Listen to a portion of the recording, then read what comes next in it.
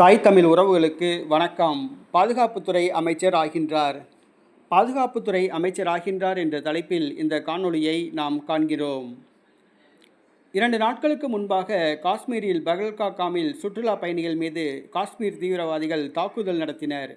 28க்கும் மேற்பட்டோர் பலியாகினர். இந்த சூழ்நிலையில் இந்திய அரசு அதிரடி நடவடிக்கைகள் எடுத்துள்ளது. மத்திய அமைச்சரவை கூடி இந்தியாவில் உள்ள பாகிஸ்தானியர்கள் 48 மணி நேரத்திற்குள் இந்தியாவை விட்டு வெளியேற வேண்டும் என்று தடை விதித்துள்ளது. பாகிஸ்தானியர்களுக்கான விசாவுக்கும் தடை விதித்துள்ளது. சார்க் விசாவின் கீழ் பாகிஸ்தானியர்கள் இந்தியாவுக்கு வர முடியாது என்று தடை விதித்துள்ளது. அதேபோன்று பாகிஸ்தான் தூதரக அதிகாரிகள் மே 1ஆம் தேதி இந்தியாவை விட்டு வெளியேற வேண்டும் என்று உத்தரவிடப்பட்டுள்ளது. இந்திய தூதரக அதிகாரிகள் பாகிஸ்தானிலிருந்து இன்னும் ஒரு வாரத்திற்குள் கிளம்பி இந்தியாவிற்கு வர உத்தரவிடப்பட்டுள்ளது. பாகிஸ்தானில் உள்ள இந்திய தூதரகங்கள் மூடப்பட உள்ளன.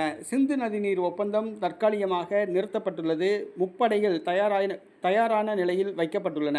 இந்த சூழ்நிலையில் பாகிஸ்தான் தீவிரவாதம் இந்தியாவில் தலைவிரித்தாடுகிறது. ஆகவே தீவிரவாதிகளை ஒடுக்குவதற்காக பாதுகாப்புத்துறையை பலப்படுத்த மத்திய அரசு முடிவு செய்துள்ளது.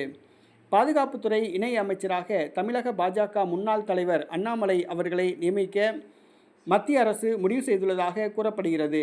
அண்ணாமலை அவர்கள் IPS அதிகாரி, ஒரு காவல்துறை அதிகாரி. கர்நாடகாவில் அவர் IPS அதிகாரியாக பணியாற்றியவர். ஆகவே சட்டம் ஒழுங்கை பற்றி அவருக்கு நன்றாக தெரியும். பாதுகாப்புத்துறைக்கு IPS அதிகாரி ஒருவரை நியமித்தால் மிகவும் சிறப்பாக இருக்கும் என்று அமித்ஷா கருதுகிறார். மேலும் அமித்ஷாவின் ஆசி பெற்றவர் அண்ணாமலை.